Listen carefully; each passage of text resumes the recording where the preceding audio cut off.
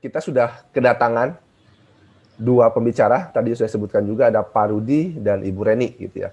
Pak Rudi sendiri, beliau bekerja di PT Epson Indonesia sebagai di divisi robotics-nya gitu ya. Tentu saja divisi ini erat kaitannya dengan revolusi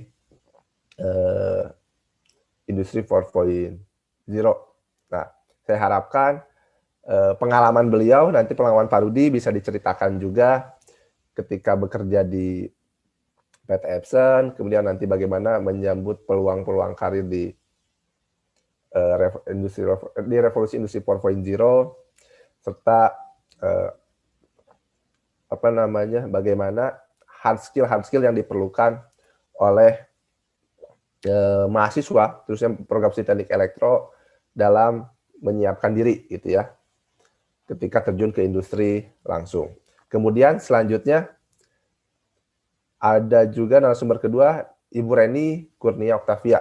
Beliau bekerja di PT Simentari Adibina sebagai kepala estimator. Tentunya perusahaan ini bergerak di bidang sistem integration.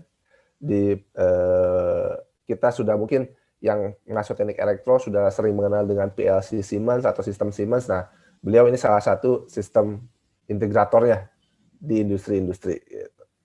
Nah, saya harapkan juga dari Bu Reni nanti dapat masukan atau pengalaman-pengalaman beliau sebagai seorang perempuan, bagaimana berkuliah di teknik elektro, kemudian dikerja di lingkungan teknik elektro sebagai seorang perempuan. Jadi tidak ada batasan antara perempuan atau laki-laki ketika bekerja di industri itu.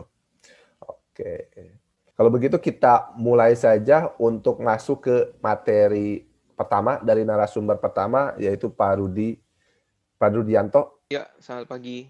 Selamat pagi Pak Rudi. Sehat Pak Rudi? Sehat Pak. Oke, sehat-sehat ya. Oke, sebelumnya saya mengucapkan terima kasih kepada UMN telah memberikan waktu dan tempatnya untuk saya untuk share. Mungkin saya sangat antusias untuk mendapat undangan ini. Kenapa? Waktu saya kuliah, saya belajar banyak hal. Tetapi ada beberapa hal yang saya rasa saya ketemu dengan dunia kerja tapi stagnan. Kemudian saya merasa ada yang kurang nih apa. Mungkin dengan pengalaman ini, mungkin sebenarnya kuliah itu penting sekali. Saya mendapatkan banyak manfaat, tetapi kita juga harus explore tentang apa sih yang di dunia kerja berikutnya. Nah, ini hari ini saya akan coba share tentang hal ini. Topik hari ini saya bawa coba relation industrial robot and IoT. Sesuai dengan topik hari ini, kenapa ini ada relasi? Karena saya udah mengalami dua-duanya waktu kerja. Oke, next slide. Oke, sebelumnya kata orang tidak kenal tidak sayang. Nama saya Rudianto Sudarman. Kebetulan saya di sini sebagai tim leader untuk robotic solution di PT Epson Indonesia. Kantor kami ada di Cibis. Mungkin kalau banyak orang Epson bingung ya kalau lihat berita Epson mana nih? Di Cikarang, di selatan. Kebetulan PT Epson Indonesia ini khusus untuk sales company. Tetapi di satu divisinya yang saya pegang adalah untuk robotic automation. Nah, seperti yang tadi bilang Pak Syahril, kurang lebih background saya udah 8 tahun lebih untuk dunia robotik dan automation. Mungkin kalau setelah acara ini, yang butuh tanya jawab, ataupun ada yang belum terjawab, penasaran tentang robotik, bisa saya bantu kontak ke email saya, ataupun cari saya di LinkedIn. LinkedIn saya juga cukup aktif. Mungkin saya share sedikit background saya. Background saya kuliah dulu di UPH, Computer Science. Saya ambil penjurusan khusus robotik. Kenapa saya ambil robotik dulu? Mungkin waktu kecil ya, saya kebanyakan nonton film ini Gundam kali. Jadi saya lihat robot tuh keren sekali gitu loh. Kemudian saya belajar, ternyata tidak sesuai yang saya pikirkan. Ternyata kita belajar programming FAR, kemudian belajar microcontroller. Ini malah kita belajar untuk gimana bikin robot seperti itu. Dari sini saya mulai lulus untuk belajar yang ada, saya cari yang sesuai dengan main job saya ya. Saya belajar programming. Kemudian saya bekerja di Suma. Waktu itu PT Suma ini adalah perusahaan mobile, tapi dia ada satu divisi yang membuat kayak antrian sistem, kemudian bikin kayak parkiran sistem. Saya belajar AVL di situ. Tidak lama saya pindah ke Surabaya. Saya bekerja di PT Anugrah Machinery, itu perusahaan saya mulai belajar sales di sini. Saya belajar untuk menjual mesin CNC. Mesin CNC ada 3, 4, 5, kemudian ada 6, kemudian ada yang banyak banyak sekali. Udah itu saya belajar gimana cara berkomunikasi dengan banyak orang, sampai dari yang top level sampai yang paling bawah. Bahkan belajar komunikasi dengan gimana cara import barang. Tetapi hal ini kita butuh teknik, harus mengerti gimana tahu produk ini. Benar nggak produk ini yang saya jual? Gimana nggak teknik kita baca teknik, baca wiring, baca ini benar nggak produknya? Kebanyakan barang ini kita ambil dari Taiwan dan China. Kalau kita tidak ngerti teknik, kebanyakan dapat ditipu orang seperti itu. Kemudian saya setelah ini 2 tahun belajar, udah banyak pengalaman. Kemudian Epson tahun 2014 mulai saya lihat saya udah mencari, saya pengen balik lagi nih jadi seorang mau balik ke robotik. Kemudian tidak sengaja saya searching di Jobstreet, dapat Epson. Dan juga saat itu Epson masih direct sama Singapura. Jadi saya di sini belajar banget. Belajar gimana cara memprogramming robot. Jadi ilmu yang saya pakai dari edukasi kembali lagi di saat saya kerja di Epson ini. Jadi gimana kita belajar memprogram suatu robot. Gimana kita membuat suatu flowchart. Gimana kita belajar untuk logik kita membuat suatu sistem di sini. Setelah dari Epson, saya coba belajar lagi, saya lihat, IoT menarik nih, industri 4.0. Kemudian saya ditawarkan oleh Avantech, perusahaan Taiwan, headquarter-nya ada di Malaysia. Kemudian saya berkenalan dengan mereka, akhirnya saya diajak bekerja sama, kemudian saya akan pindah. Kenapa? Karena di Epson, saya sudah pegang kurang lebih 15 partner untuk robotic automation. Mereka ingin menjajaki gimana sih industri 4.0 di dunia manufaktur. Kemudian saya pindah ke Avantech. Tapi tidak lama itu, saya kembali lagi ke dunia otomasi. Saya turun lagi ke lapangan, saya ingin coba di 2 bulan saya banyak main di principal company. Jadi saya tidak banyak touch ke bawah. Jadi saya tidak banyak drop di project, lebih ke maintain. Akhirnya saya coba lagi ke satu company lokal, diajak kerjasama, kita ada gabungan saham buat suatu perusahaan juga untuk bikin otomasi robotik. Di situ saya belajar banyak gimana cara membuat suatu sistem, gimana ngedealing ke produk. Tetapi di tahun 2018 saya kembali lagi ke Epson karena diundang oleh pihak Singapura untuk kembali. Seperti itu. Itu sejarah singkat saya tentang dunia kerja saya. Mungkin kita kembali ke topik. Nah, ini ada berapa gambar ya, kita lihat. Mungkin sering kita nonton Wall-E, film favorit saya. Saya suka nonton sekali Wall-E. Kemudian kenapa Wall-E? Saya dulu mungkin belum tahu ya robot, tapi ini Star Robot lah. Mungkin Star Wars lebih ini. Star Wars saya suka, ada beberapa mainan juga. Tapi yang kita lihat di gambar ini, kita tahunya robot ini. Robot harus punya mata, punya tangan, punya kaki. Bisa ngomong kalau bisa. Tapi ini sesuatu yang paradigma yang biasa kita waktu kecil. Tetapi kalau sebenarnya robot itu ada banyak hal. Ini saya share lagi. Robot itu ada banyak macam, seperti robot untuk medical, dia khusus. Robot untuk service, biasanya kalau kita di Jepang, kita ke Jepang, jalan, sekarang ada hotel yang tiba-tiba yang datang robot, kita pencet layarnya untuk pilih kamar, sewa, bayar.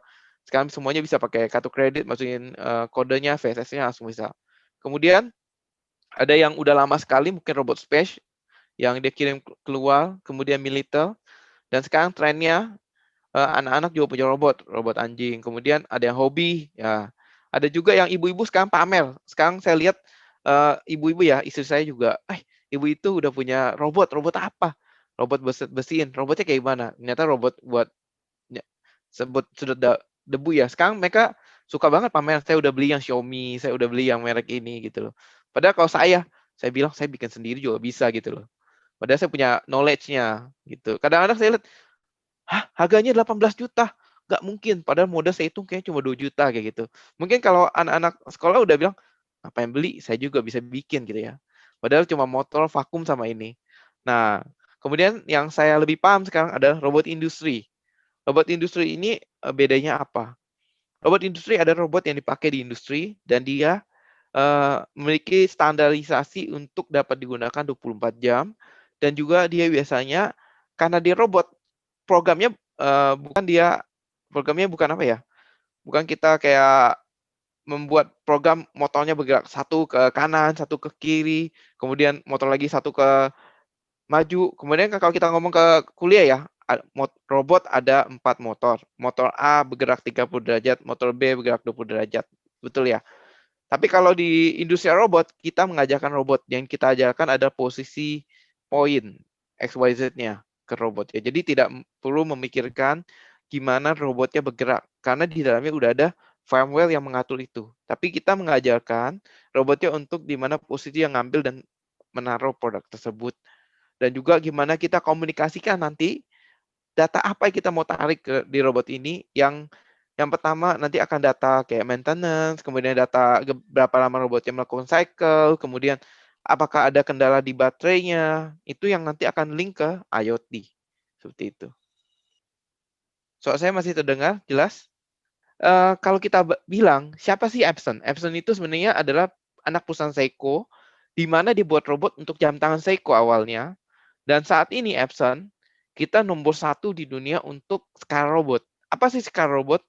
Scar Robot adalah seperti di sini, di foto kita lihat, adalah robot yang memiliki 4 aksis atau bisa disebut 4 motor. Di mana dia bisa bergerak kongkaran seperti tangan orang, tapi 4 aksis. Selama 30 tahun, Epson sudah memiliki 300 model robot ini. Nah, ini sekilas tentang robot Epson ya. Kemudian sebenarnya robot itu 4.0 itu masih di 3.0, belum di 4.0. Di mana kita baru understand robot, PLC, udah IT, itu masih 3.0. Sampai dia bisa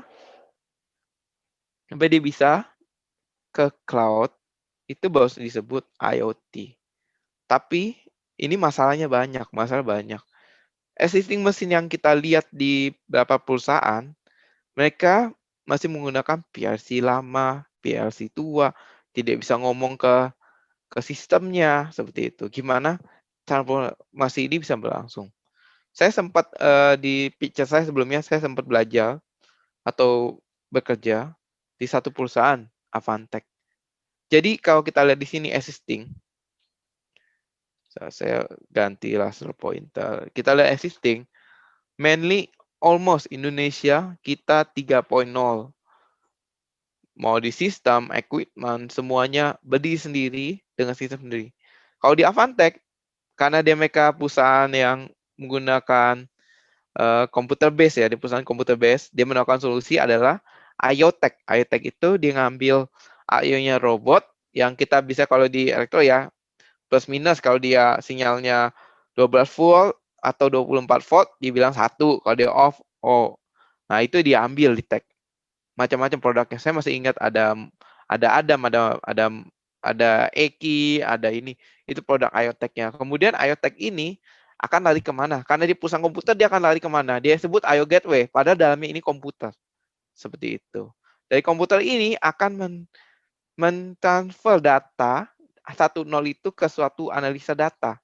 Nanti akan lari lagi ke data platform. Biasanya kita cloud atau bisa private. Dia beli server sendiri, dia keluar sendiri, tapi connect ke jaringan, dia akan menghasilkan suatu data. Atau dia sewa kan banyak ya, ada Amazon, ada Alibaba, ada Google. Jadi itu udah banyak platformnya sekarang untuk kita ngomongnya IoT. Tapi bagaimana dengan industri? Kalau ini kita ngomongnya dari sisi komputer, dia mau menyentuh ke sisi existing yang IoT. Tapi sekarang berbeda cerita. Nah, ini yang robot ya tadi ya, bercerita. Nah, ini yang dengan teknologi sekarang, PLC sekarang, sudah bisa dia ngomong ke cloud langsung. Jadi udah bisa IoT. Tapi di robot tetap sama. Dia tetap 3.0. Itu bukan sesuatu yang lumrah ya kalau di dunia ini, mereka udah sama-sama tahu. Tapi persepsi ini banyak orang salah.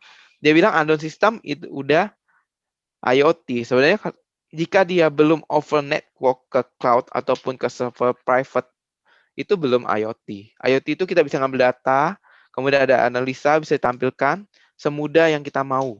Dan data itu sudah kita tentukan. Nah, itu baru sebut IoT, Internet of the Thing. Dan ini yang akan menjadi industri 4.0. Nah, ini gimana, yang paling penting ya, gimana ini tuh bisa komunikasi.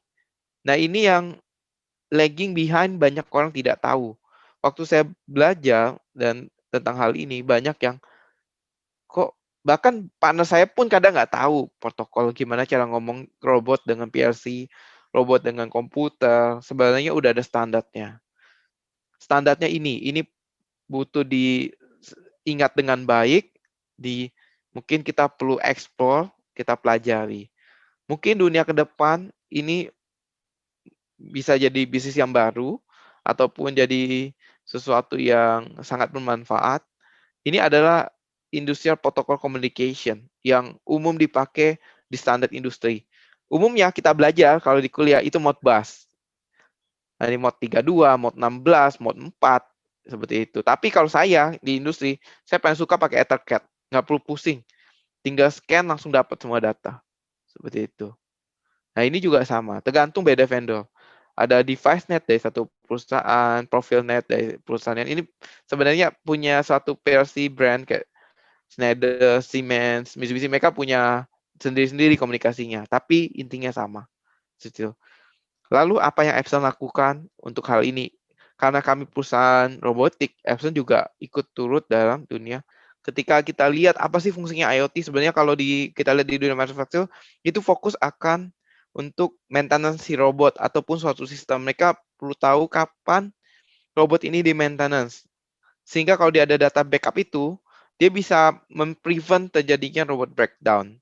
Itu salah satu manfaatnya. Kedua, ketika robotnya melakukan cycle, mereka bisa menghitung, sebenarnya bisa hitung berapa banyak yang dilakukan robot ini, produksinya, seperti itu.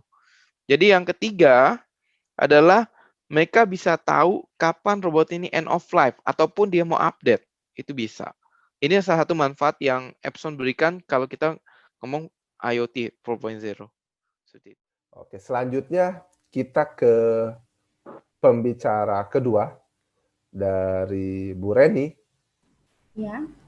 Oke, Bu Reni sudah bisa ini ya Pak, Bu? Sudah oke Bu? Sudah. Oke, Bu Reni ini saya sedikit bacakan bahwa Bu Reni ini beliau lulusan teknik elektro juga. Tahun 2005 Bu ya lulus Bu? Iya. Gitu. Kemudian sekarang bekerja di PT Simentari. Adibina. Di Adibina, itu merupakan perusahaan sistem integrator ya Bu ya? Iya, dan solusi partner Pak. Oke, tadi sudah dijelaskan juga sama Pak Rudi bahwa ada perusahaan sistem integrator. Nanti mungkin bisa lebih jelas disampaikan oleh Bu Reni ya seperti apa nanti perusahaan sistem integrator itu, terus dalam menyikapi industri 4.0 bagaimana sistem integrator dan pengalaman Ibu nanti sebagai perempuan tentu saja masuk ke dunia yang mungkin mayoritas laki-laki gitu ya di industri, apalagi teknik-teknik gitu ya. Nah, mungkin bisa disampaikan juga ya Bu ya. Oke, waktu dan tempat saya persilahkan ke Bu Reni untuk menyampaikan materinya. Seharusnya di era industri 4.0, peran dan kesempatan untuk mengaktualisasikan diri antara perempuan dan laki-laki sama besarnya. Peran perempuan di dunia kerja semakin penting dan menantang. Perempuan dituntut untuk meningkatkan kompetensinya dalam bidang teknologi. Maka disinilah dibutuhkan peran perguruan tinggi dalam menggali potensi perempuan agar menjadi lulusan yang mampu menghadapi persaingan di era revolusi industri 4.0. Kalau boleh tahu, ini perempuan di sini ada berapa ya? Untuk yang sekelas dengan UMN? Di UMN itu mungkin sudah banyak. Sekitar hanya 20% dari total kelas, Ibu. Oh, lumayan berarti ya. Ya, nggak terlalu banyak juga, mungkin ya 10-20%, Bu. Tapi masih ada lah, masih ada ya. Masih ada gitu. Nggak sama sekali kosong. Penting ada bunganya gitu ya di sana. Iya. Ada yang dilihat. Terus mungkin yang perlu ditingkatkan menurut saya di perguruan tinggi itu IoT tadi yang dijelaskan Bapak sama Pak Rudianto ya. Kalau saya tidak bisa menjelaskan seperti itu. big data dan robotisasi. Perempuan memiliki peluang lebih terbuka lebar karena pada saat ini lapangan kan pekerjaan sudah serba digital. Jadi yang biasanya dilakukan laki-laki yang butuh fisik jadi berkurang dan lebih membutuhkan kecerdasan, kejelian, dan kemampuan teknologi. Perempuan bisa berpikir logis, empati, problem solving, dan multitasking. Tuh. Oke, untuk materi yang kedua ya, Kak. Boleh. Jadi saya nggak menjelaskan secara industrinya gimana. Kita share tentang perempuan saja gitu ya, Kak ya. Boleh, boleh, Bu. Iya. Kalau apakah ada diskriminasi gender yang membuat perempuan sulit dalam mendapatkan pekerjaan? Sepengetahuan saya masih ada. Mereka menganggap wanita kurang produktif. Stereotip yang berkembang adalah perempuan produktif adalah perempuan yang belum nikah atau masih lajang. Contoh kecilnya yang tertera pada lowongan pekerjaan. Ada yang masih menuliskan membutuhkan perempuan belum menikah. Nah, itu kan termasuk diskriminasi. Perempuan yang sudah menikah, yang sudah punya anak dianggap sudah tidak produktif lagi karena beban yang ditanggung terlalu banyak dan dianggap kurang fokus pada pekerjaannya.